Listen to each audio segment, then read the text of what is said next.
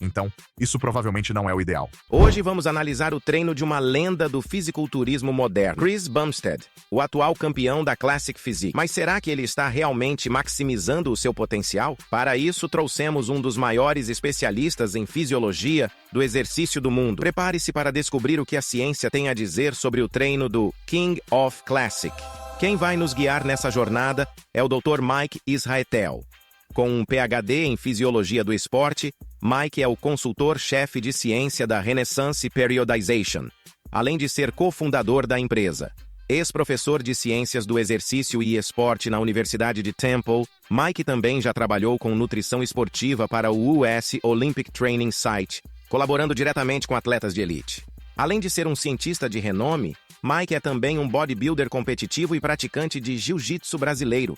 Ninguém melhor para nos dizer se o treino de Chris Bumstead está no caminho certo ou se há áreas que podem ser otimizadas. Será que o treino de Chris Bumstead está realmente à altura do seu status de campeão? Vamos descobrir agora com a análise científica afiada do Dr. Mike Israetel. Olá, pessoal. Dr. Mike aqui pela periodização renascentista.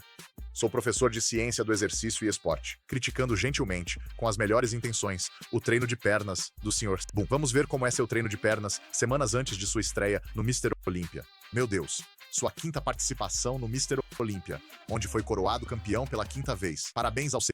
Boom. Vamos analisar seu treino de pernas. Vamos ver se podemos aplicar ciência nisso e aprender algo, hein? Querem embarcar numa jornada mágica comigo? Não na minha van. Só assistindo na tela e julgando-os juntos enquanto ele vive em perfeição e todos invejamos. Sim, vamos lá. Você vai começar com extensões de quadríceps, como sempre. Não tento reescrever nada novo, nem bater recordes. Isso é certo agora. É bom não tentar coisas novas, nem PRs loucos ao se preparar para o show. Você só quer manter sua força mais ou menos estável. Na minha opinião pessoal, especialmente com certas preparações farmacêuticas que esse pessoal usa antes do show, você se torna bem mais forte e capaz até várias semanas antes do show. Acho ok bater PRs, mas tem que ser bem pequenos. E, idealmente, PRs em repetições, não em carga. Se treinar duro, manterá todo o músculo e subirá no palco bem. Se treinar extra duro, pode ganhar 1% mais músculo do que normalmente ganharia nessa fase, ou até 5% a mais de músculo, que no geral é menos de 1% do músculo total adicionado ao seu corpo. Mas a chance de lesão e fadiga excessiva, que leva a uma má aparência no show ou nem participar dele, aumenta muito. Então, pesando tudo, não vale a pena. É como perguntar se é bom falar com garotas, conhecê-las e sair? Sim. Se você está num aeroporto internacional e tenta pegar um voo enquanto Godzilla destrói a cidade, é um bom momento para parar e falar com a garota ao lado? Provavelmente não. É tudo questão de prioridades. Godzilla. Que momento divertido. Perdi um pouco de peso. Tô abaixo de 250 libras, perdi meio quilo. Dava pra sentir no corpo. Tava cansado e ficando mais seco. Tive que proteger as articulações e não me machucar, mas... Opa, e aí, cadeira flexora? Ótima máquina. E ele tá usando direito. Como ele tem mais peso no topo, o que, pelo que entendo de alavancagem, significa que ele sentirá muito menos força no topo do movimento do que embaixo. O viés de força no alongamento profundo parece ser cientificamente superior. Então isso é ótimo. Bem, na verdade, retiro o que disse. Vi que ele tinha mais peso no gancho de baixo, ou talvez não. Precisaria ver ampliado para ter certeza, mas parece uma curva de força uniforme, ou que atinge o pico, no topo. Não sou fã disso.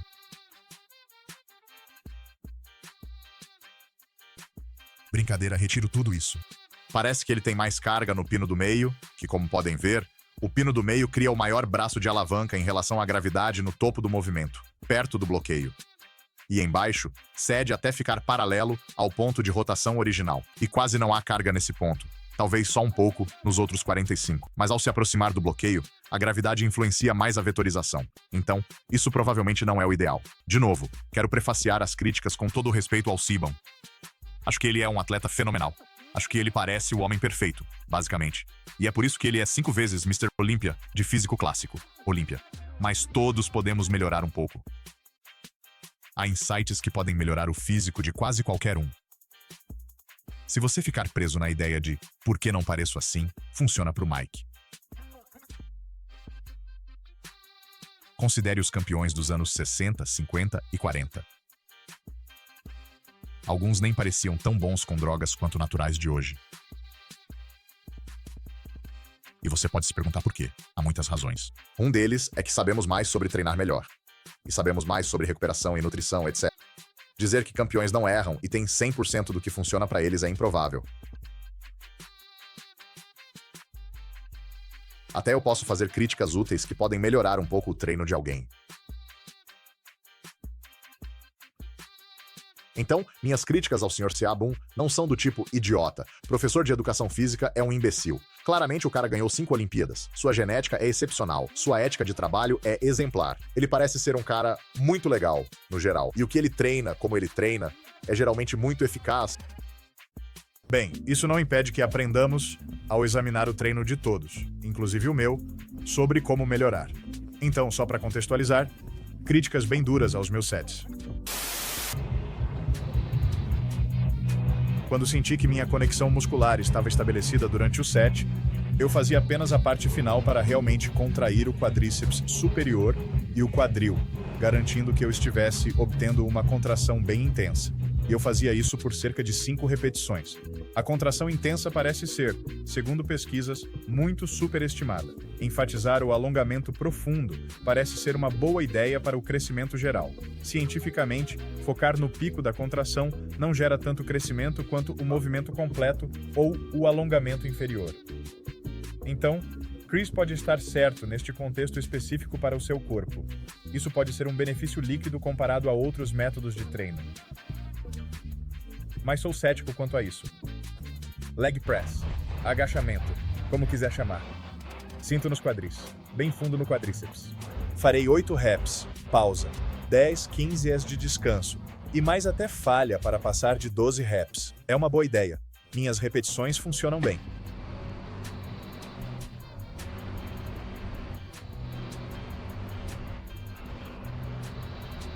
Então, não é uma técnica ruim. Se eu criticasse, gostaria de ver Chris usar tênis de levantamento para apoio no calcanhar.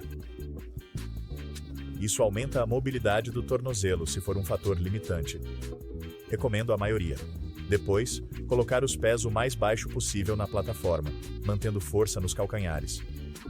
Vê-se que os pés dele estão no meio da parte superior da plataforma. Eu gostaria de vê-los o mais baixo possível. Isso permitiria menos flexão do quadril. Leg press assim treina glúteos e lombar, mas para quadríceps, busque máxima flexão do joelho. Abaixando o pé na plataforma, você obtém mais flexão do joelho. Assim você consegue um melhor estímulo para os quadríceps. A desvantagem é que não dá para usar tanto peso quanto normalmente. Bem, o Chris está usando todo o peso da academia, então para ele não é problema. Com menos peso, gastaria menos tempo colocando e tirando placas. Isso por si só já é cansativo. Essa posição gera menos estresse no corpo e é melhor para as articulações. Algo a considerar se fizer leg press assim na sua rotina de treino.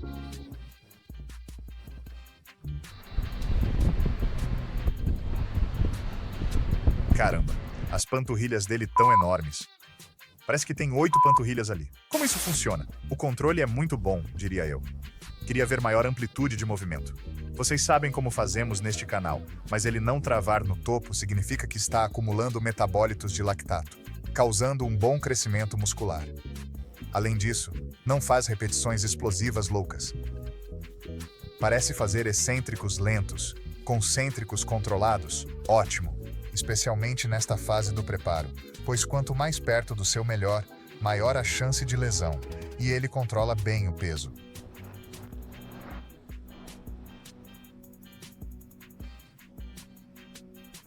Gostaria de vê-lo pausar embaixo. Desacelere embaixo. Pause um segundo e suba. Acumula metabólitos e queima as coxas. É realmente terrível, mas reduz a força na transição do movimento excêntrico para o concêntrico. Essa fase é chamada de amortização, especialmente na pliometria.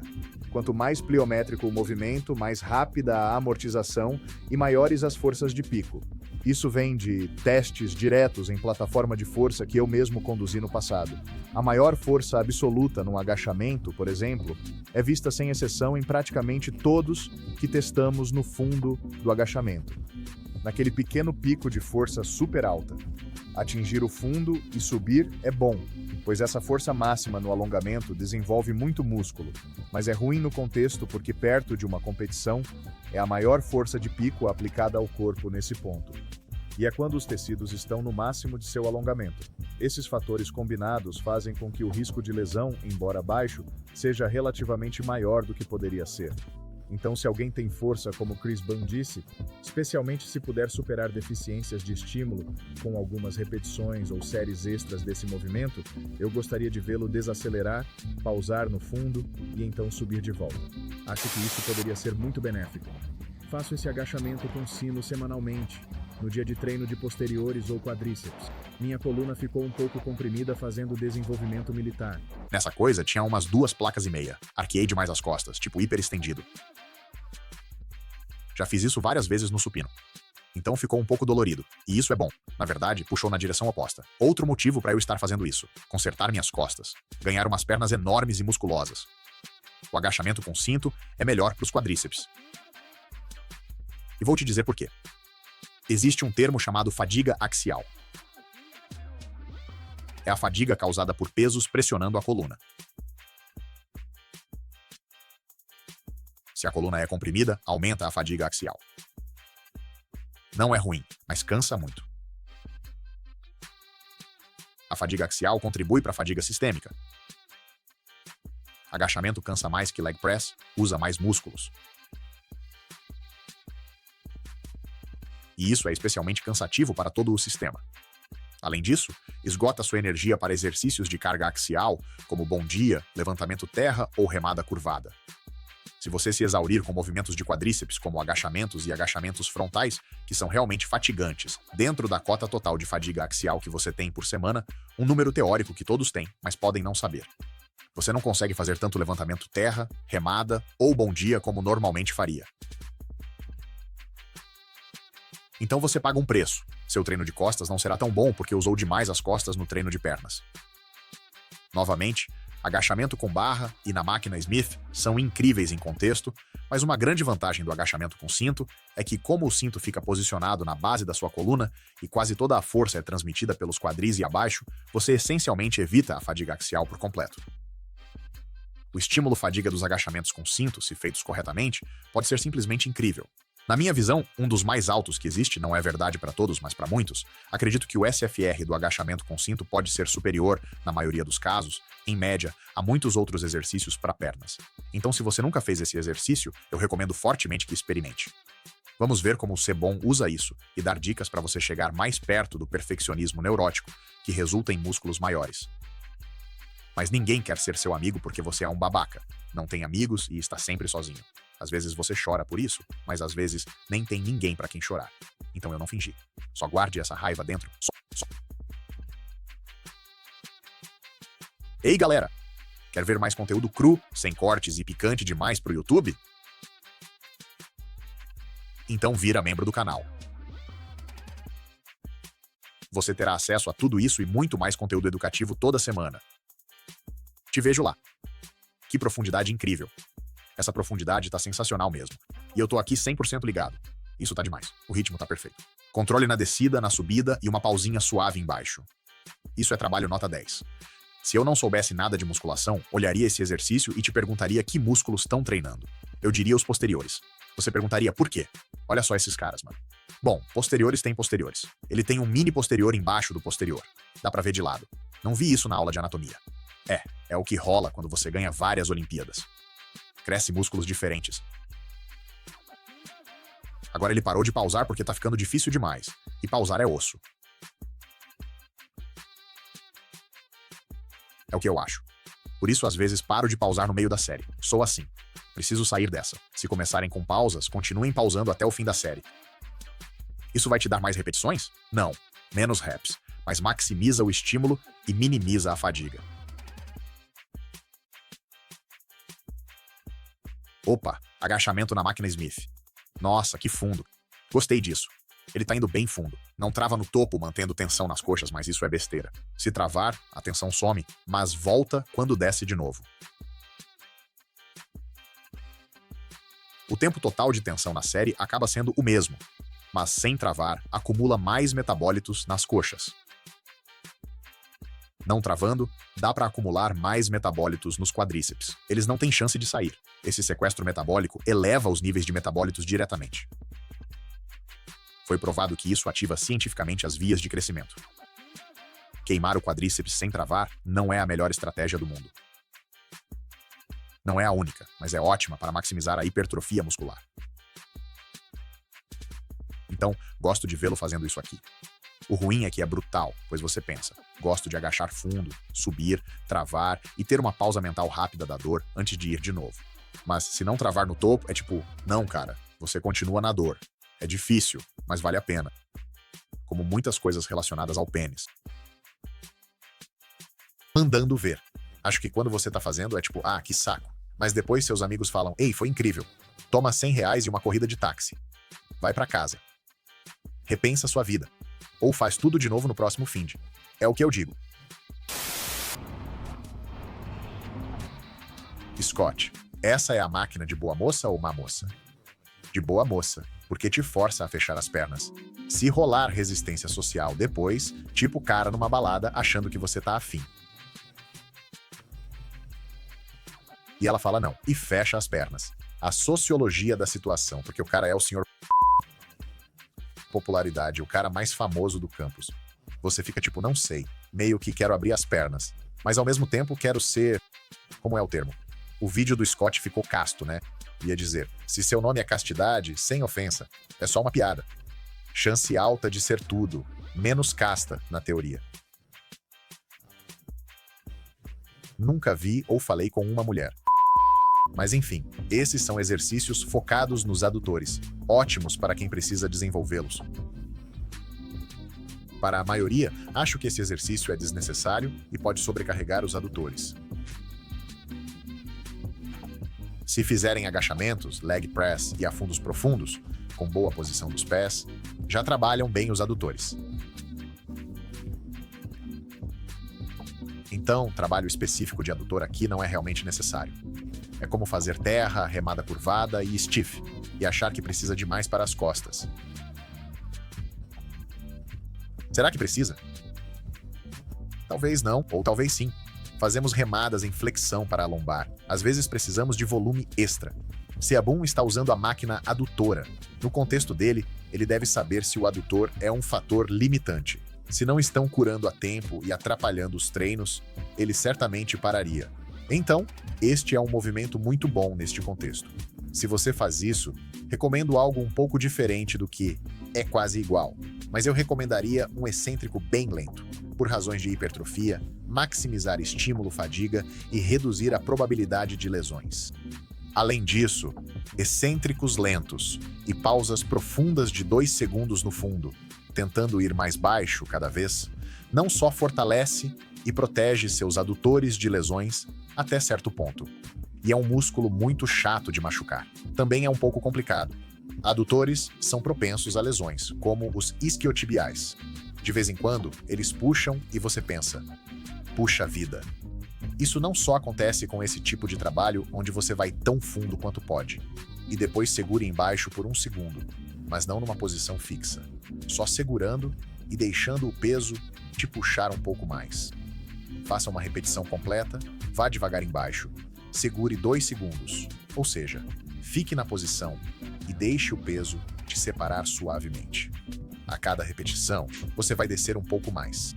É um ótimo trabalho de mobilidade e flexibilidade para os adutores. Quanto mais flexíveis seus adutores, menos limitarão agachamentos, leg press e afundos.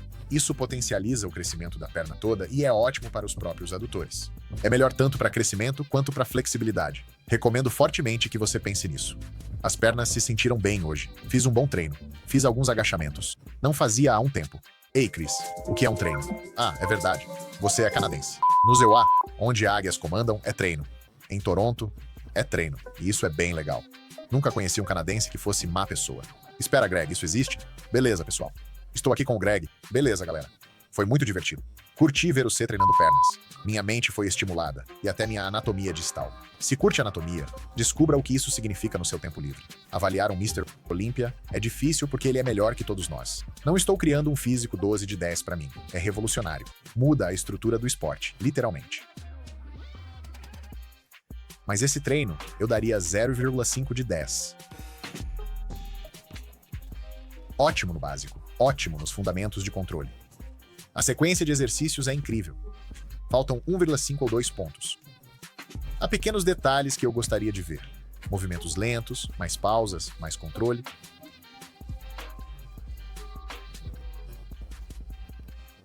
Fora isso, está ótimo. Então eu diria ótimo, mas não perfeito. Diferente do físico dele, que é realmente perfeito.